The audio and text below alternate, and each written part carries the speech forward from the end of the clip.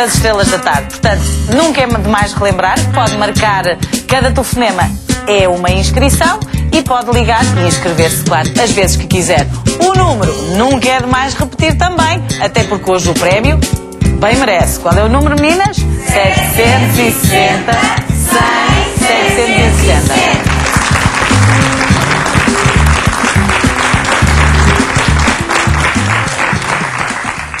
O número de casos de violência doméstica é assustador, mas por mais relatórios que vejamos ou notícias que vejamos na televisão, nós nunca vamos ter a noção do drama que é, a não ser se o vivermos de facto. Durante o primeiro ano de casamento correu tudo bem. A partir daí começaram as agressões psicológicas e as agressões físicas. As vezes que ele me marcou foram todas. Para mim foram todas. Eu fiquei sempre marcada.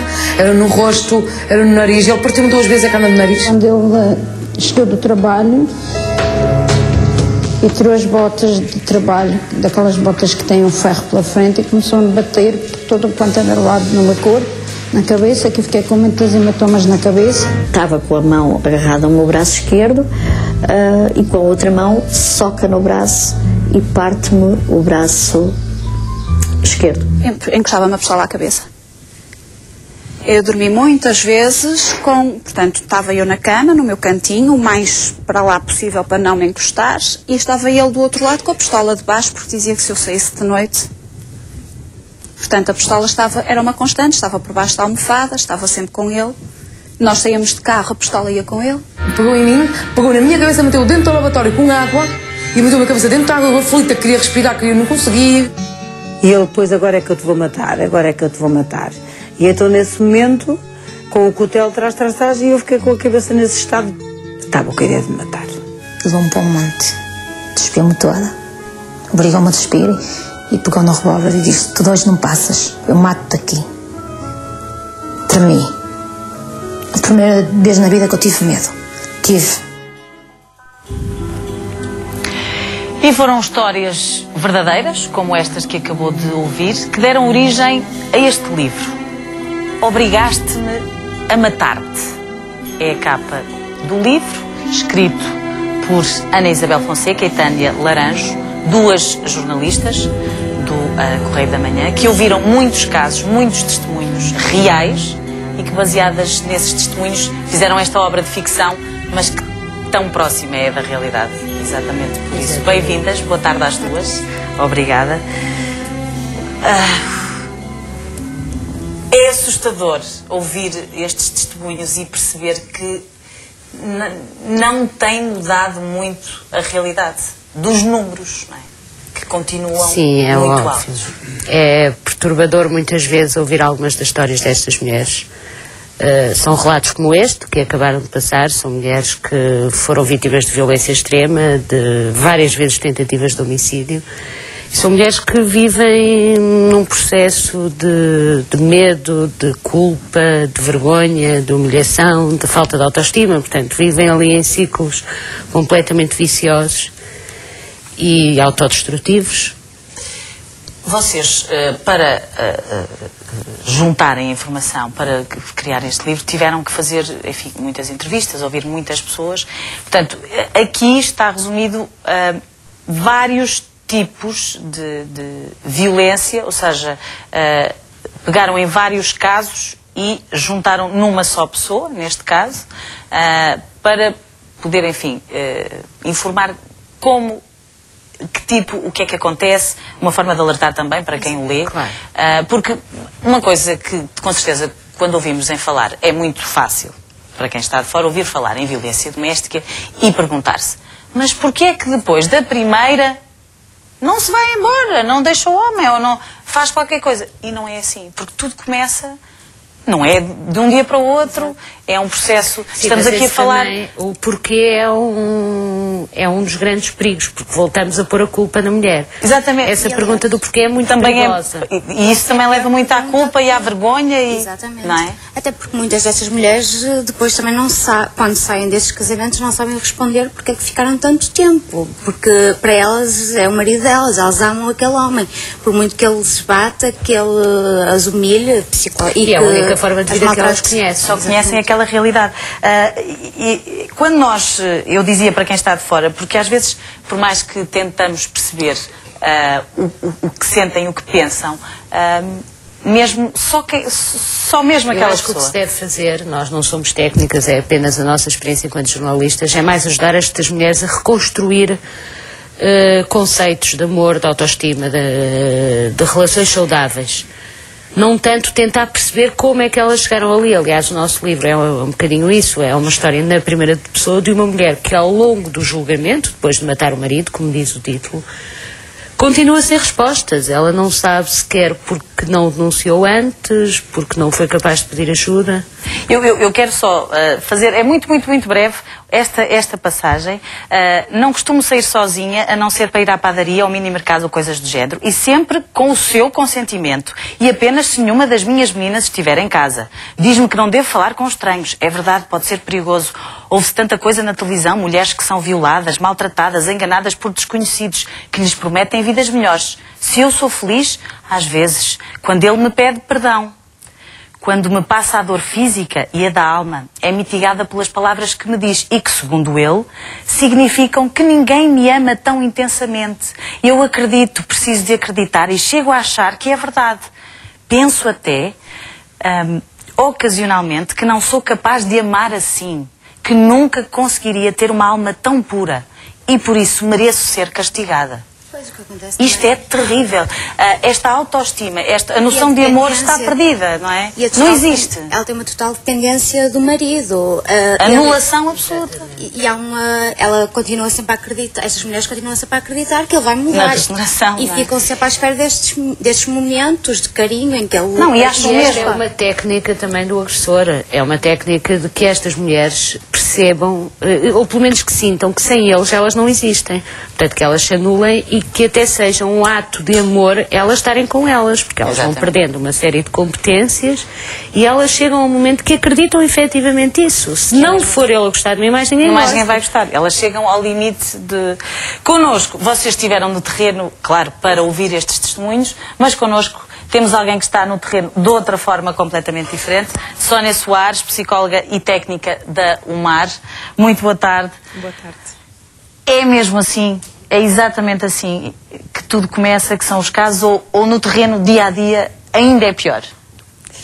Não diria, é sempre pior, porque nenhuma destas mulheres deveria ser alvo deste crime que é tão atroz e que não só maltrata ou não só vitimiza aquela mulher. Vitimiza aquela mulher, mas também aqueles filhos, aquelas crianças que ali vivem. Muitas vezes nos nossos discursos nós esquecemos de referir as vítimas indiretas, que são vítimas diretas também, não é? São tão afetadas e têm grandes traumas. Que os filhos são tão ou mais vítimas que as próprias mulheres. De facto, Portugal tem feito uma evolução. Nós temos mais de uma década de intervenção na área da violência doméstica e Portugal tem dado passos grandes e que são de parabenizar. No entanto, o que nós assistimos e o que eu constato no dia-a-dia é que eles não têm sido suficientes para erradicar este crime, que é muito grave na nossa perspectiva, porque ele é perpetrado por uma pessoa de quem nós esperamos amor, carinho e nunca um maltrato, uma ofensa. Por isso, a relação proximidade entre vítima e agressor torna este crime tão particular, tão especial e tão chocante. A UMAR lança anualmente os dados do Observatório de Mulheres Assassinadas, que também vem publicado nesse livro, e desde já gostaria imenso de felicitar estas duas grandes mulheres que estão aqui, duas excelentes profissionais. É com o trabalho delas que a UMAR consegue lançar estes dados, que não são mais do que tentar alertar a sociedade sempre, que ainda é preciso fazer muito mais. E compete não só aos tribunais dar uma resposta. Claro que nós exigimos dos tribunais uma resposta no sentido de penalizar aquele agressor e proteger aquela vítima. Mas nós não devemos esquecer que é a própria sociedade que também tem um papel ativo e interventivo e que deve ser cada um de nós, enquanto cada uma de nós... já é um crime público, não é, doutora? Exatamente. Portanto, qualquer pessoa pode denunciar. Deve denunciar. Caso contrário, estamos a ser cúmplices com este tipo de crime. O nosso observatório, o ano passado, contabilizou 27 mulheres assassinadas às mãos dos seus maridos, ex-maridos, namorados, companheiros, enfim, com quem mantinham uma relação de intimidade. E 44 foram alvo de tentativas de homicídio nestas circunstâncias, que são dados... arrepiantes, avassaladores. Ou seja... E a grande maioria destas situações, e é isto que eu gostaria só de ressalvar, Iva, se me permite, é que já havia denúncia de violência doméstica. Ou muitas vezes os vizinhos tinham conhecimento que naquele agregado, que naquela família existia violência, mas não foram capazes ou não se sentiram com coragem para denunciar. Paralelamente, quando há denúncia, o que é que nós sentimos? Que as medidas que os tribunais tomam nem sempre são ajustadas ou não vêm em tempo útil. O tempo da justiça, o tempo da justiça não é o tempo das vítimas. E quando são aplicadas algumas medidas de coação, como a inibição de contactos ou de aproximação daquela vítima, o que nós vemos é que depois há uma falha em termos da monitorização dessas mesmas medidas. Doutora, deixe-me só interrompê-la, só um minutinho muito breve, até porque eu vi ali no cantinho do ecrã, quando olhei, só para avisar que tem um minuto, agora pode ver, para ligar o 760 100 760, porque hoje o prémio é garantido. Vou entregar já daqui a pouco 15 mil euros. Olha que isto voa. Aproveito rápido para ligar. Não podia deixar de fazer só mais esta chamada de atenção lá para casa. Os segundos passam a voar e era só para chamar a sua atenção. Ainda pode ligar muito rápido, senão já não vai a tempo. 15 mil euros. É um prémio garantido e, olha, pode mudar a sua vida. Pense nisso e fique rápido, que está quase a acabar o tempo. Peço desculpa, doutora, de ter interrompido. Foi só para chamar a atenção. São, de facto, números assustadores e dramáticos. Mas acho e penso que todos nós, os alertas têm que ser dados, a informação tem que ser passada, porque a vergonha, ainda é muita vergonha que impede estas vítimas aqui um caso, de falar. A doutora falou da monitorização. Nós temos um caso público de Loures, onde nós temos alguém detido por homicídio da ex-companheira e do filho dela, alguém que tinha uma medida de coação desse género, de proibição de contactos. E onde os vizinhos, o que se viu quer nos jornais de imprensa escrita, quer nas televisões, os vizinhos dizem que o viram naqueles dias a circundar a casa e o espaço e a aproximar-se das vítimas. Portanto, alguma coisa falhou.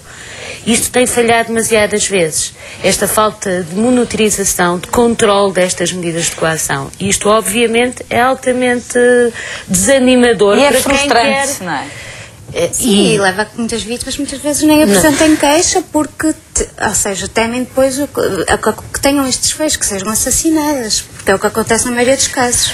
Bom, eu quero agradecer-vos às duas grandes mulheres, como disse bem a doutora, por, através deste livro, das melhores formas de passar esta mensagem, porque é uma realidade muito dura para qualquer mulher e para qualquer testemunha deste ato tão cruel, tão horrível de violência.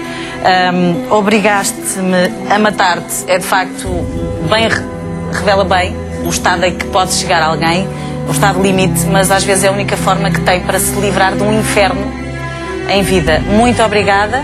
Quero agradecer à Sónia, à doutora Sónia Soares, pelas suas palavras também, e a vocês um grande aplauso e muito obrigada por este exemplo, por terem vindo cá. Agora nós